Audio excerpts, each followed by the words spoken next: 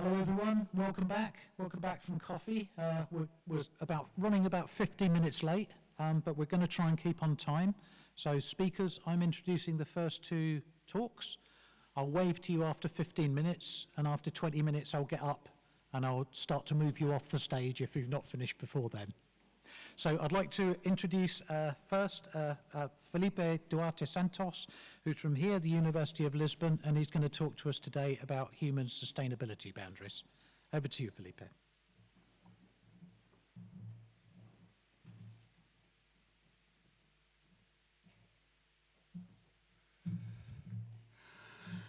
Good afternoon.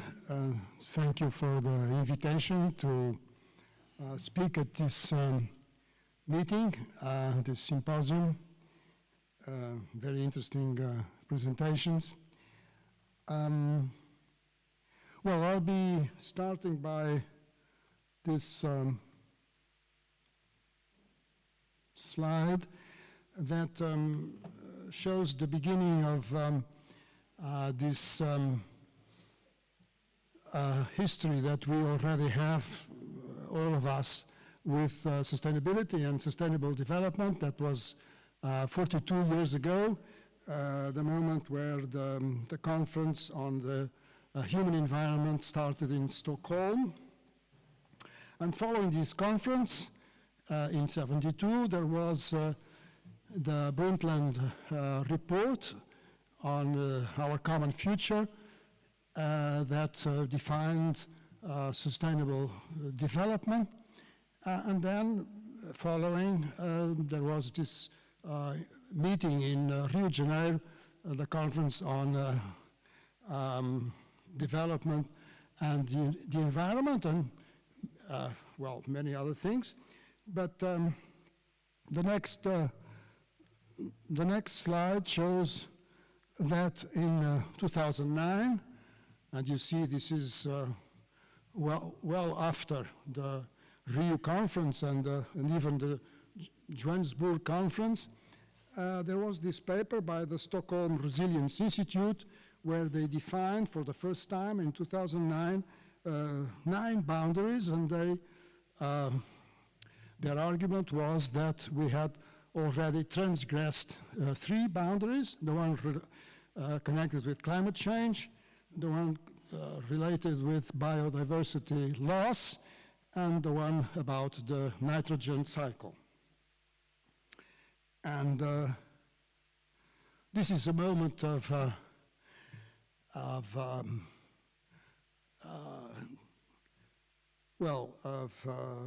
happiness, I think, when the SDGs, Sustainable Development Goals, were approved in September 2015. And my next slide, which is significant because 193 countries participated and they accepted these SDGs. And my next slide is, my next slide is of the same group that I've mentioned, the frontiers, the boundaries, the planetary boundaries. And in 2023, that's very close, it's last year, 6 of the 9 boundaries had been transgressed. And the 3 more, from the 3 of 2009 to now, these are novel entities, water, the questions of water, and also the land use changes. So,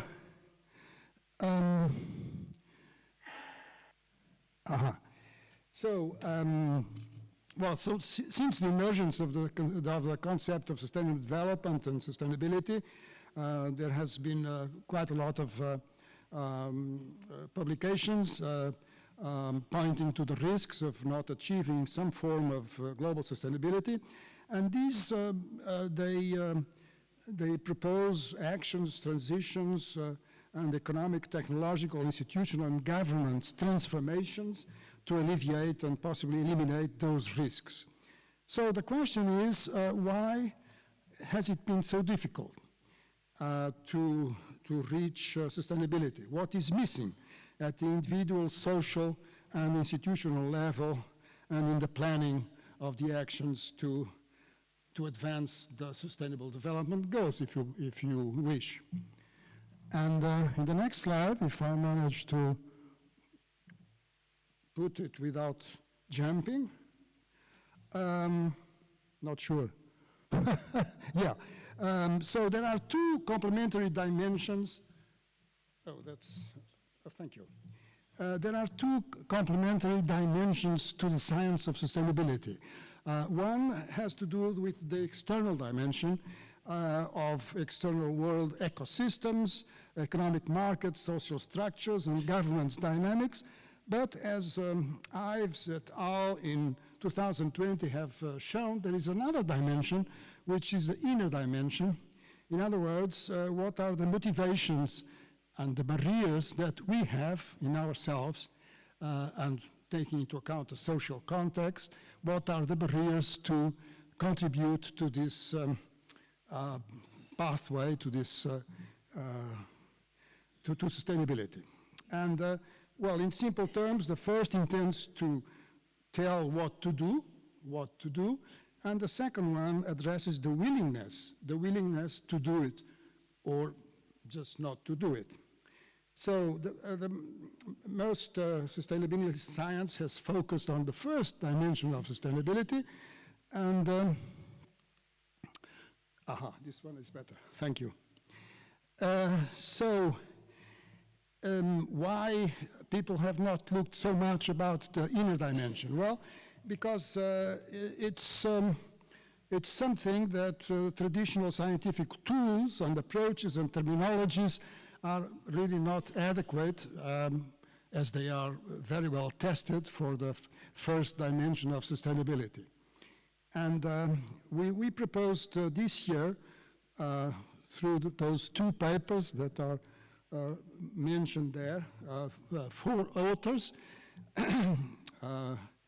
Timo Riordan, Miguel Rocha de Souza, Jasper Pedersen, and myself, an approach to identify what are the boundaries or the frontiers or the obstacles in this inner world.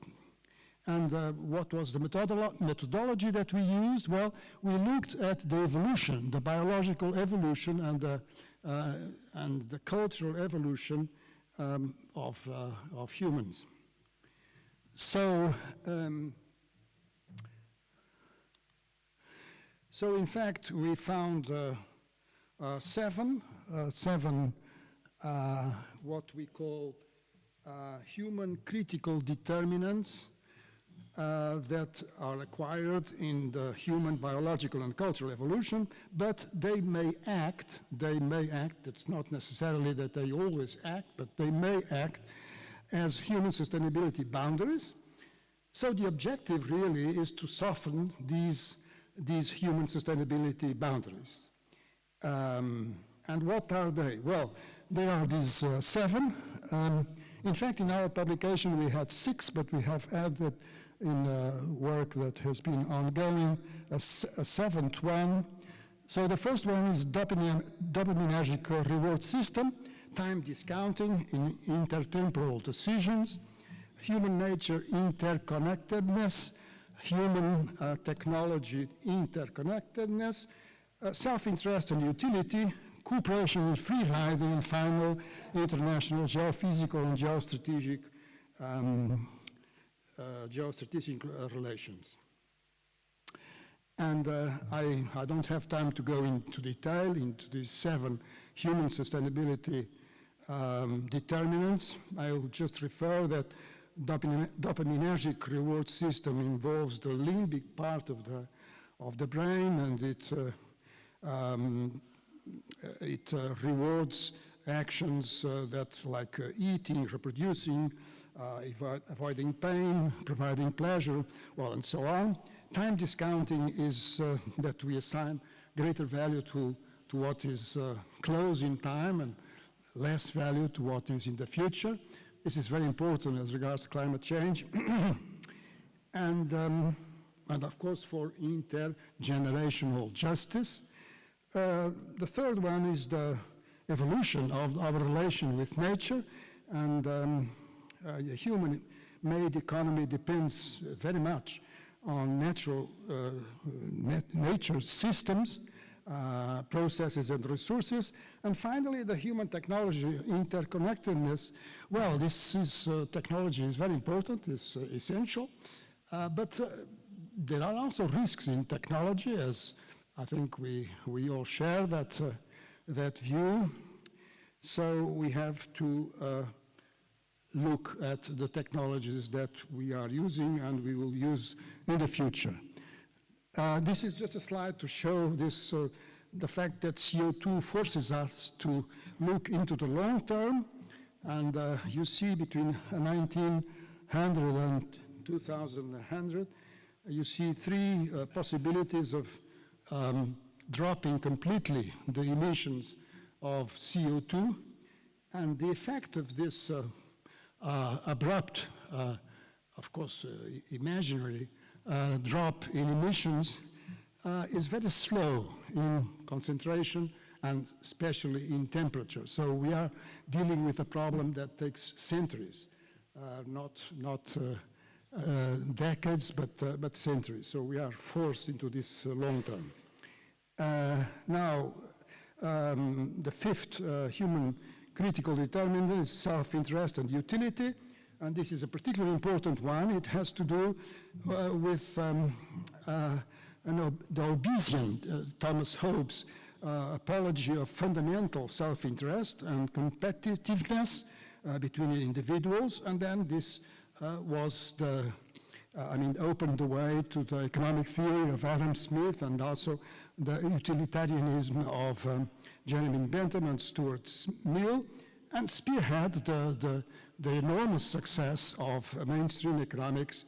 And we call this evolution, this is cultural evolution of humans, the Hobbesian transformation. I mean, it's a transformation in the sense that it involves society, involves economics, involves finance, involves people, involves the individual, etc. So what I'll do next is, then there are the last two ones, cooperation and free riding. This is cooperation free riding as regards the common good, how to enhance cooperation for the common good. And then the seventh one is the more complex, and it has to do with the international geopolitical and geostrategic relations between sovereign countries, notably between the great powers and their allies. And this constitutes really a very challenging human determinant to reach sustainability.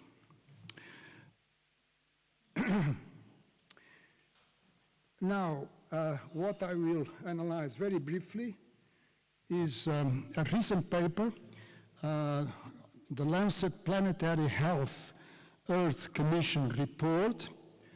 In my opinion, it's a very good paper that works on the first dimension of sustainability, the exterior dimension of sustainability, and it proposes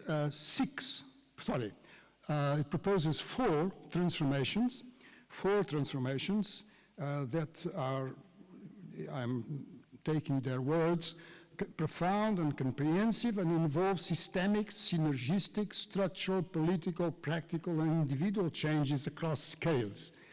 And I'm going to look for the few minutes that I have left upon these four transformations with the view of this approach that I've just mentioned to you of the human critical determinants that they may function as human sustainability boundaries. So the first one is reducing and reallocating consumption while ensuring minimum access.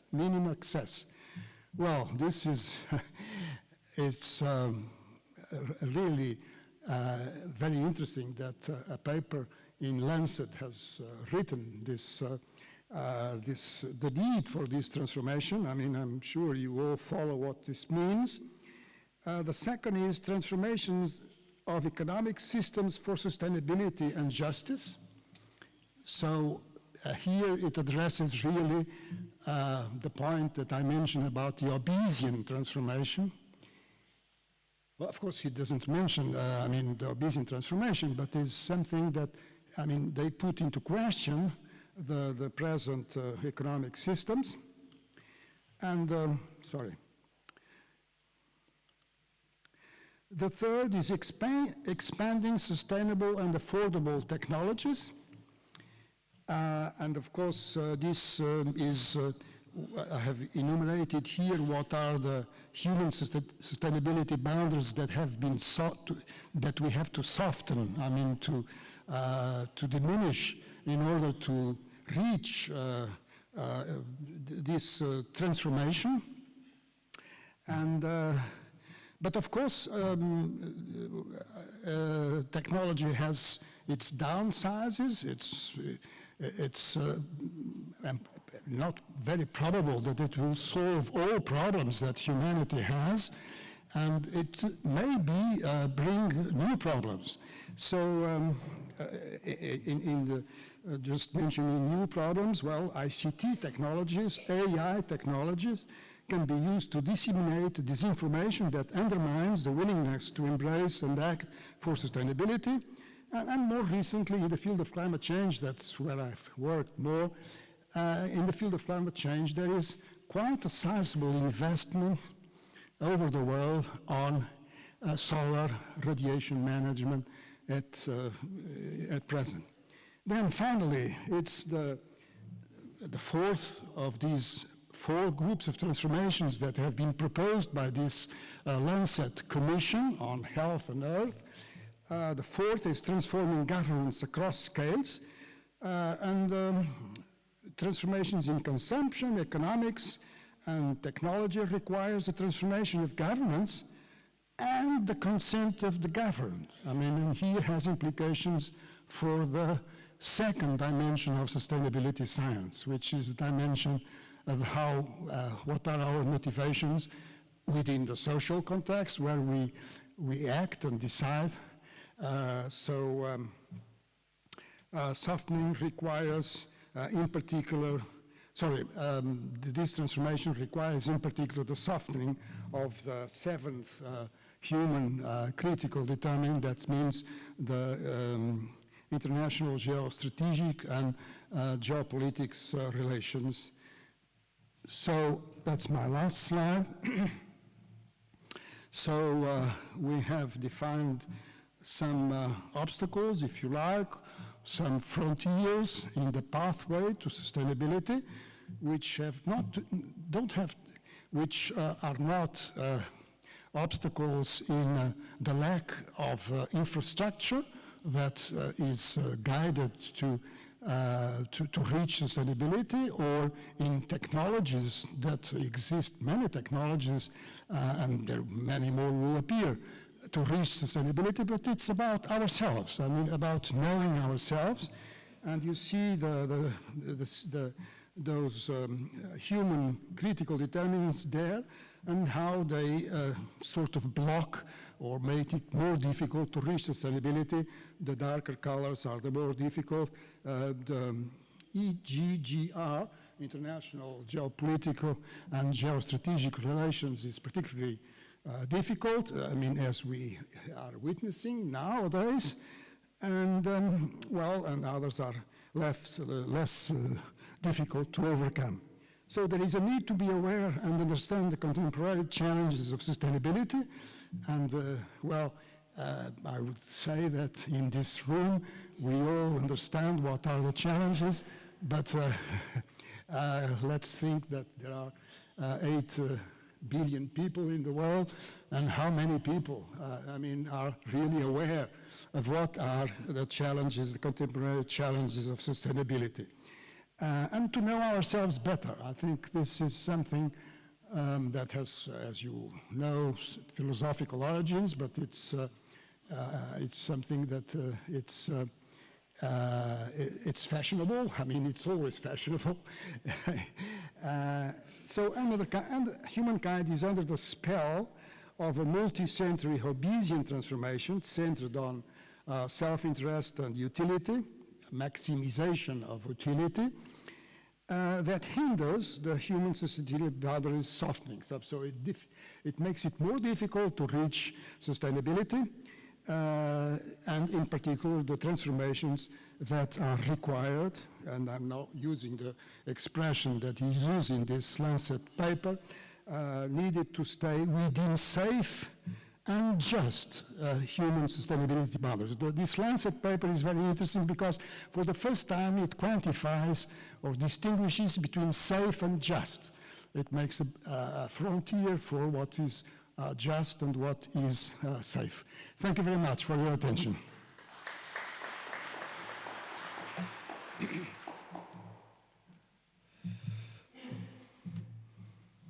Thank you very much, Felipe. We just have time for one question.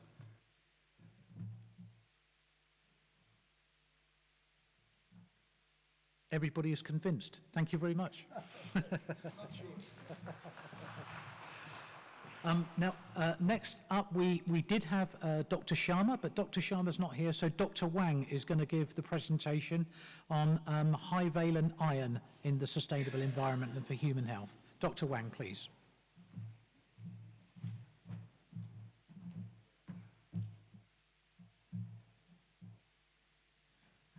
Good afternoon, everyone. It's my great honor to be here.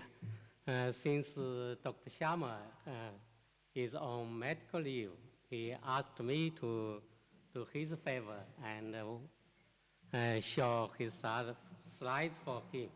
I'm Chan Wang from Shanxi University of Science and Technology in Xi'an. Xi'an is a very ancient capital city of China. There are many attractive sites, for example, like terracotta warriors. So you are all welcome to Xi'an. Dr. Sharma, his expertise is in the field of high-valent iron. So his topic is science of high-valent iron in sustainable environment and human health. Oh, too much. For iron, so it is an earth-rich element.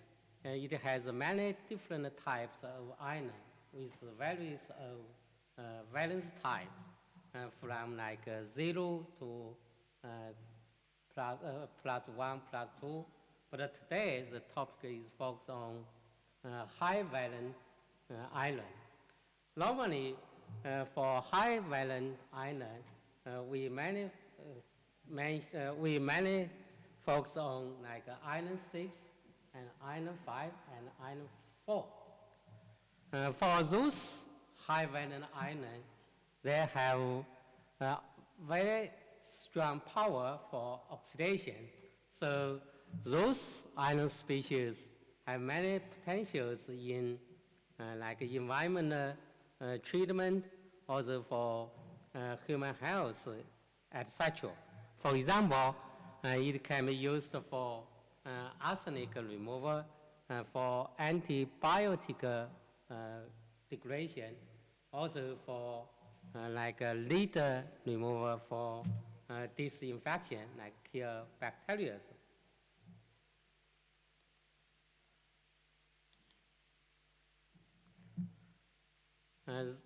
Here it shows different types of iron and iron oxides. Of course, as I said before, high-valent ions, they have oxidation properties. Of course, different valence states, they have different activity. For example, iron 5, it is most active in oxidation. It can react with target molecules in microseconds. And next is iron 4.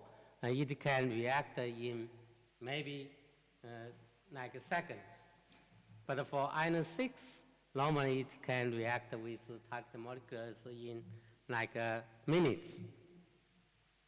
Of course, the different reactivity is due to their different electronic structures, many odd shells like d electrons. So here just show the details as I said before. The reaction time scale can range from milliseconds to minutes. Of course, for those different valence states of iron, they can react in different ways.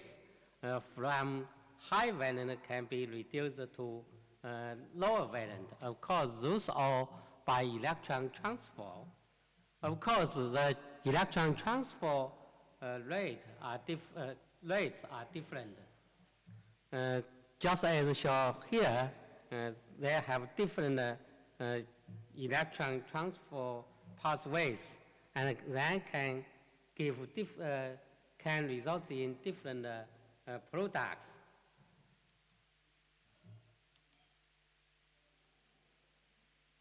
Next, we can show some case studies for different purposes. For example, like a hospital disinfection.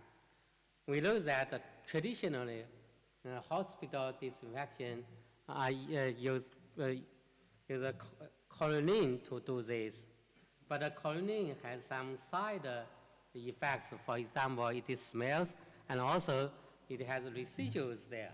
So from sustainable point, we got to find a more or better replacement for it. Here, like a high valent iron, it can serve this purpose.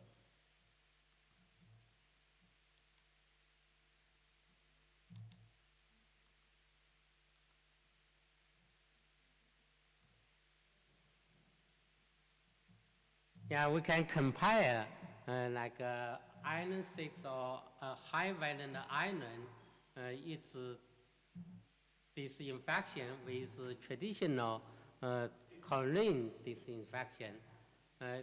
From this picture, we can clearly see that high valent iron is more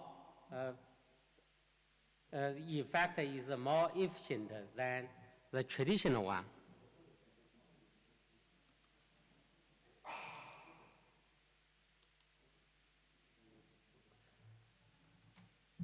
Besides, as I said before, high valent iron can also be used for environmental purpose.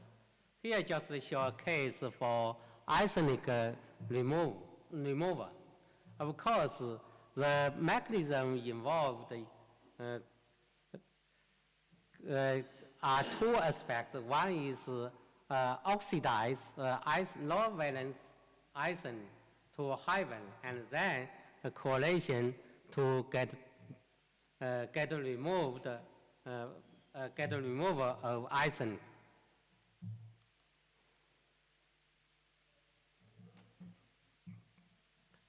Besides removing arsenic, it can also remove leads. Of course, the reaction pathway for lead removal involves different ways. Here, mainly just by the correlation, we can see that in different pH ranges, it can all effectively remove leads.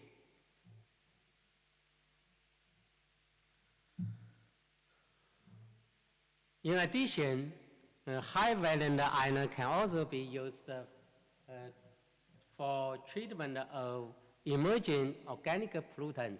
For example, like antibiotics. Of course, the mechanism involved there is still due to its powerful oxidation capability, which can make the antibiotics degraded.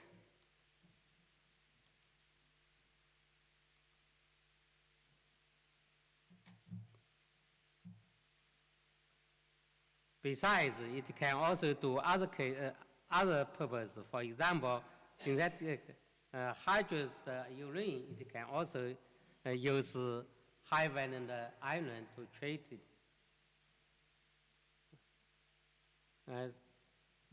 For the pharmaceuticals, it also is kind of very difficult degraded organic pollutants. With high valent iron, they can be effectively degraded. For the antibiotics degradation, the degradation efficiency can also be enhanced by synergistic effect with carbon-based material. In this case, we can degrade antibiotics in the presence of high valent iron together with carbon-based materials, for example, carbon nitride or graphene, etc.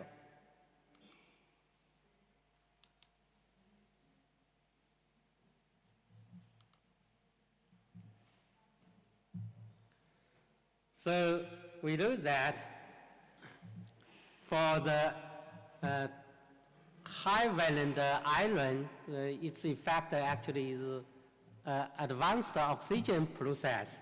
This kind of process can be synergized with other species. For example, like peroxides, we can integrate with leucine-mediated advanced oxidation process, because leucine actually is a kind of species. It can be oxidized by high valent iron and then proceed the consequent electron transfer reactions.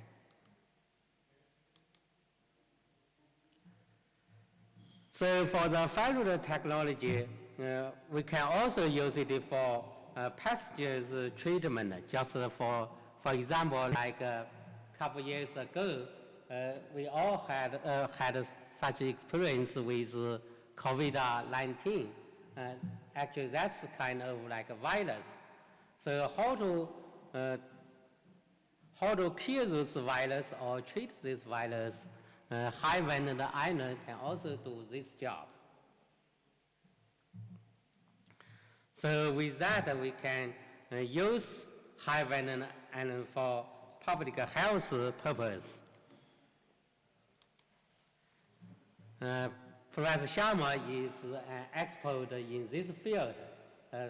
For me, of course, give the talk on his behalf, I feel kind of pressured.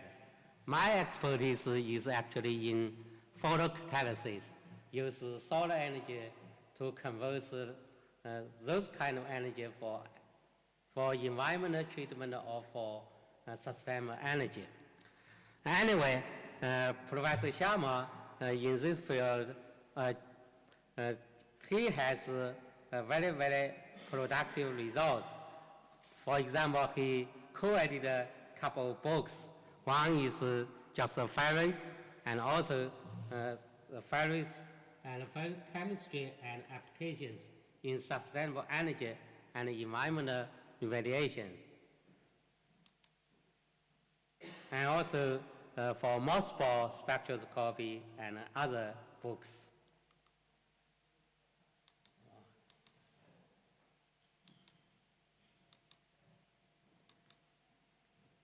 Yeah, with that, would like to appreciate the funding support by National Science Foundation and Department of Agriculture, Army Engineer Research, Development and Environmental Protection Agency.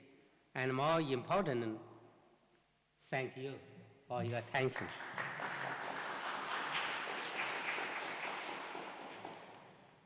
Wow, stuck. Yes, yeah, Dr. Wang. Thank you.